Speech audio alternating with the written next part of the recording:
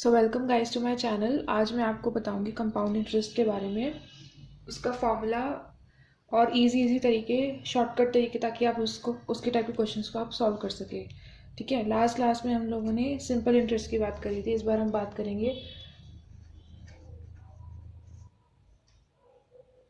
हम बात करेंगे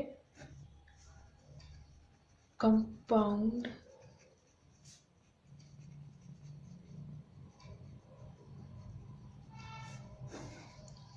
कंपाउंड इंटरेस्ट के बारे में। ठीक है। तो इसका बेसिक फॉर्मूला होता है, जैसे ए आपका टोटल अमाउंट होती है into P 1 plus R upon 100 to n. ठीक है। जहाँ पे यानी कि वेयर आर इज आर ऐसे बना देती हूँ, R is rate of interest,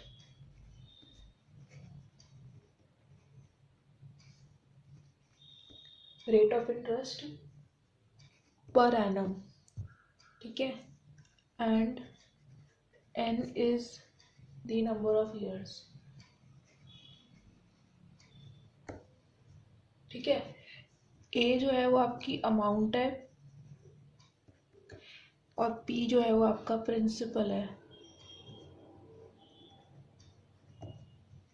okay. Principal amount. अब इसमें और सिंपल इंटरेस्ट में एक फ़र्क जान लो फॉर्मूला में, कि आप जब सिंपल इंटरेस्ट निकालते हो तो वो आपका सिर्फ और सिर्फ सिंपल इंटरेस्ट आता है, लेकिन इसके अंदर आपकी एग्जैक्ट अमाउंट आती है। ठीक है। ये एक बात जान लो आप। ठीक है। अब मैं आपको एक और तरीका बताती हूँ। अगर आपको वो कहते हैं कि हाफ ऑफ ईयर की बात कर रहे हैं, ठीक है, हाफ ईयर की बात करें यानी कि हाफ ईयरली या फिर क्वार्टरली की बात कर रहे हैं, तो फॉर्मूला में क्या चेंज आता है। अगर मैं हाफ ईयरली की बात करती हूँ तो फॉर्मूला आपका हो जाता है A is equals to P 1 plus R upon 200, और यहाँ पे आपका 2n आ जाएगा। क्या होगा आपका, याद कर लो। ठीक है। What will be the formula, क्या होगा आपका, अगर हाफ ईयरली दे रखा है तो इसका मतलब जो आपका ईयर है उसका डबल हो जाएगा, और यहाँ पे 2 × 100 हो जाएगा। ठीक है। अब ऐसे ही अगर हम बात करें A4 की, ये A2 था, तो होगा P is equal to A is equal to P 1 plus R by 400। ये आपका है क्वार्टरली के लिए,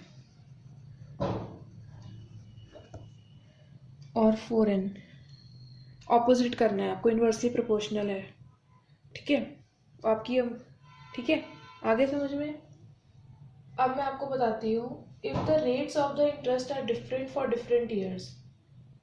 अगर वो कह रहे हैं कि जो रेट है हर एक साल के लिए अलग अलग है, यानी कि rates are R1 R2 and R3 for 3 years, तो फॉर्मूला में क्या चेंज आएगा, इसको ध्यान से देखना। कि क्वेश्चन बहुत इंपॉर्टेंट है और बच्चे इसी में गलती करते हैं। ए जो है वो आपका हो जाएगा, वो आपका आएगा P 1 प्लस R1/100 इंटू, ठीक है, इंटू है, इंटू आएगा 1 प्लस R2/100,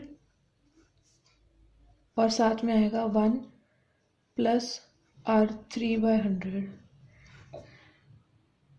ठीक है। ये आपका अमाउंट आफ्टर 3 years आएगा, यानी कि कंपाउंड इंटरेस्ट आफ्टर 3 years। अब फॉर एग्जाम्पल हम लोग करते हैं। ठीक है। एक एग्जाम्पल करते हैं। If ₹750 amount to ₹1000 in 5 years। ठीक है।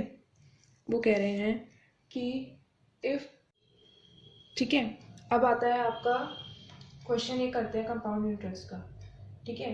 अब कंपाउंड इंटरेस्ट का पहला एक क्वेश्चन है आपका कि find the compound interest after 4 years on the loan of ₹2000। Time आपका दे रखा है 4 years, लोन यानी कि आपका दे रखा है ₹2000, आर आपका दे रखा है 10% पर एनम, ठीक है। तो अब आपको निकालना है इसमें ए, ठीक है। अब ए का क्या फॉर्मूला था, ये देखो ए का क्या फॉर्मूला है आपका, ये फॉर्मूला है ना ए का। तो अब इसमें डालेंगे ए इज इक्वल टू पी क्या है हमारा 2000 इंटू रेट ऑफ इंटरेस्ट हमारा है 1 + 10/100 और एन हमारा क्या है 4। तो ये आएगा हमारा 2000 इंटू 11/10 की पावर 4। तो ये आ जाएगा, 3 0 कट जाएंगे, ये आएगा 2/10 इंटू 11 की पावर 4, ठीक है। ये आ रहा है आपका। तो अगर हम इसको सॉल्व करेंगे तो ये हमारा आ जाएगा 2928.2, ओके, ये आ जाएगा। हमें कंपाउंड इंटरेस्ट निकालना है, ये आपकी अमाउंट आई है, ये याद रखना। तो सी आई हमारा आएगा ए माइनस ऑफ पी। ए कितना है हमारा, ए है हमारा 2928.2 माइनस 2000। तो यानी कि आपका कंपाउंड इंटरेस्ट आ गया 90। ये याद रखना, अगर आपका ये अमाउंट से कम आ रही है तो आपका आंसर नेगेटिव में आएगा, और कंपाउंड इंटरेस्ट नेगेटिव नहीं हो सकता, इसका मतलब आपने कहीं पे कुछ गड़बड़ करी है। ये शॉर्टकट तरीके होते हैं पता लगाने के कि आपका आंसर सही आ रहा है कि नहीं आ रहा है, ठीक है। अब हम बात करते हैं और क्वेश्चन की, एक और 2 क्वेश्चन और कर लेते हैं इसमें, ठीक है। अब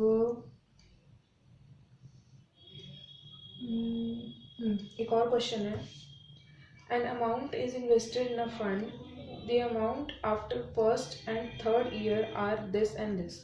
अब वो कह रहे हैं फर्स्ट ईयर की अमाउंट जो है वो है rupees, A of first year is equal to 1200 and A3 जो है वो आपको दे रखा है, यानी कि थर्ड ईयर की जो है अमाउंट वो आपको दे रखी है 1587 रुपीज़, ठीक है, respectively. What is the rate of interest. इसको अब आपको एक ही फॉर्मूले से आप कर सकते हो, या तो फर्स्ट ईयर के फॉर्मूले से या सेकेंड ईयर के फॉर्मूले से। आपका ए क्या होता है, A1 इज इक्वल टू, ठीक है, A1 is equal to P1 + R1/100 into n, आपका 1 है इसमें, ठीक है। तो आप ये निकाल लिया आपने, ठीक है, ये निकाल लिया आपने। अब आता है आपका A1 हमें क्या दे रखा है 1 2,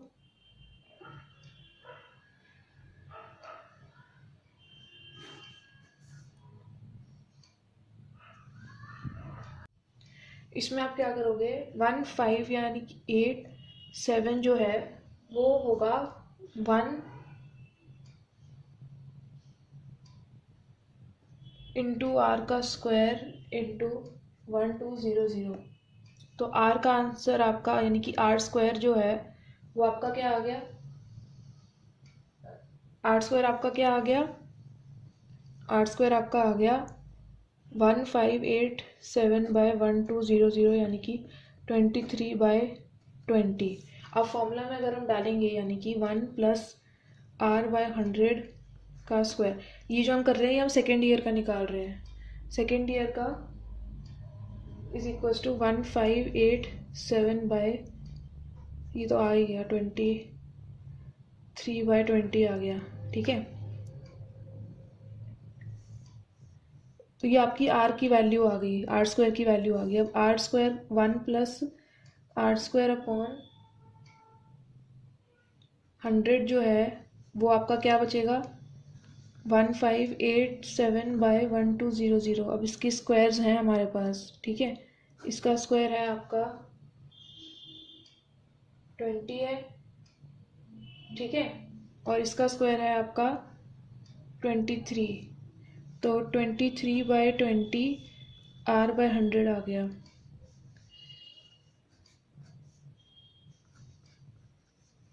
तो r की वैल्यू आपकी आ गई 15%। ठीक है, आगे समझ में कैसे किया है? तो ऐसे और भी बहुत क्वेश्चंस हैं। मैं आपको जो बुक बताई है मैथ्स की, उसमें से आप प्रैक्टिस करोगे तो आपको अच्छे से और समझ में आ जाएगा।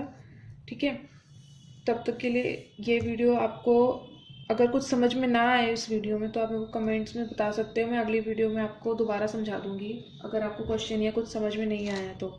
ठीक है, और प्लीज़ मेरे चैनल को सब्सक्राइब कीजिएगा। ठीक है, थैंक यू।